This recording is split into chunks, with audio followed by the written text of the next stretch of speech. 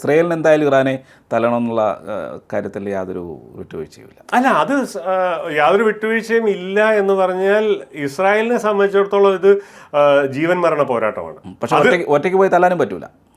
അല്ല, ഒറ്റയ്ക്ക് പോയി തല്ലാൻ പറ്റില്ല എന്ന് പറഞ്ഞാൽ ഇസ്രായേൽ അത്ര ചെറിയൊരു രാജ്യമല്ലേ എന്ന്. ഇസ്രായേൽ ആകെപ്പാട് ഇത്രയേ ഉള്ളൂ. ഇറാൻ അങ്ങനെ അല്ല. ഇറാൻ വലിയൊരു ഭൂപ്രദേശമാണ്, അതനുസരിച്ച് പോപ്പുലേഷനുണ്ട്, അതനുസരിച്ച് എന്താ പറയുക, അവർക്ക് ഒളിക്കാനുള്ള സ്ഥലങ്ങളുണ്ട്. അതും ഇറാൻ ഒരു ചെറിയ ഭൂപ്രദേശമല്ല, ഭൂവൈവിധ്യമുള്ളൊരു സ്ഥലമാണിത്. മാത്രവുമല്ല, ഇതിനു മുമ്പ് ഇറാൻ ഇറാഖ് യുദ്ധമൊക്കെ നടന്ന സമയത്ത് എത്രയോ കൊല്ലം നടന്നതാണ് ഇറാൻ ഇറാഖ് യുദ്ധം. ഒരു മനുഷ്യരെ കൊണ്ട് ഇറാനെ ഒന്നും ചെയ്യാൻ പറ്റിയിട്ടില്ല.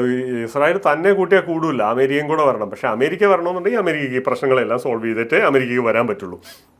അതുകൊണ്ടാണ് കഴിഞ്ഞ പ്രാവശ്യം B-2 ബോംബർ കൊണ്ടുവന്ന് ജസ്റ്റ് ബോംബ് ചെയ്തു എന്ന് പറഞ്ഞ് അവിടെ കൊണ്ട് ശരിക്കും പറഞ്ഞാൽ ട്രംപ് യുദ്ധം നിർത്തിയത്. അത് മാത്രമല്ല, ഇത്രയും വലിയൊരു ഭൂപ്രദേശവും ഇത്രയും ജനങ്ങളുമുള്ള ഒരു രാജ്യത്തെ അങ്ങനെ പൂർണ്ണമായിട്ടും അങ്ങ് യുദ്ധം ചെയ്ത് ഇല്ലാതാക്കിയോ അല്ലെങ്കിൽ കൈപ്പിടിയിൽ ഒതുക്കിയോ അത്ര എളുപ്പമുള്ള കാര്യമൊന്നുമല്ല. അത്ര എളുപ്പമുള്ള കാര്യമല്ല എന്ന് മാത്രവുമല്ല, ഇതിൻ്റെ അകത്ത് ഇൻ്റലിജൻസ് സംവിധാനങ്ങൾ എന്താ പറയുക ഇസ്രായേലിനുണ്ട്. ഇസ്രായേലിന് പിൻ പോയിന്റ് ചെയ്ത് കാണിച്ചു കൊടുക്കാം എവിടെയാണ് അടിക്കേണ്ടത്, എന്താ കാണിക്കേണ്ടത്. പക്ഷേ അത് 100% കുറ്റമറ്റതായിരിക്കണമെന്ന് വാശി പിടിക്കരുത്. അങ്ങനെ ഒരു ചെറിയ പ്രശ്നം കൂടിയുണ്ട്. കാരണം ഇറാൻ ഓൾറെഡി ഇതെല്ലാം പ്രതീക്ഷിക്കുന്നുണ്ട്. ഇറാൻ പേജർ സ്ഫോടനത്തോടു കൂടിയിട്ട് ഇറാൻ അതീവ ജാഗ്രതയിലാണ്. പേജർ സ്ഫോടനത്തിന് ശേഷം ഇറാൻ ഒരു വെടിവെക്കുന്നിടത്ത് ഒരു കാരണവശാലും കൊടവയ്ക്കില്ല എന്ന് തീരുമാനിച്ചു തന്നെ നടക്കുകയാണ്. മനസ്സിലായോ?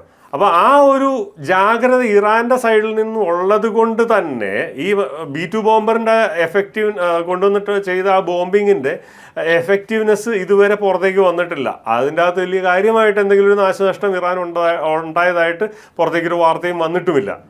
മനസ്സിലായോ? അപ്പം ഇത് ഈ ഇറാനെ അടിക്കുക എന്ന് പറയുന്നത് അത്ര എളുപ്പമൊന്നുമുള്ള കാര്യമല്ല എന്നുള്ളത് മാത്രവുമല്ല, അത്യാവശ്യം നല്ല പാടുള്ള കാര്യമാണ്. അത് അമേരിക്ക തന്നെ കൂട്ടിയാൽ കൂടില്ല, ഇസ്രായേൽ തന്നെ കൂട്ടിയാൽ കൂടില്ല. സാമന്തര് വേണം. ആ സാമന്തരെയൊക്കെ ട്രംപ് ഓൾറെഡി വെറുപ്പിച്ചിട്ടുമുണ്ട്.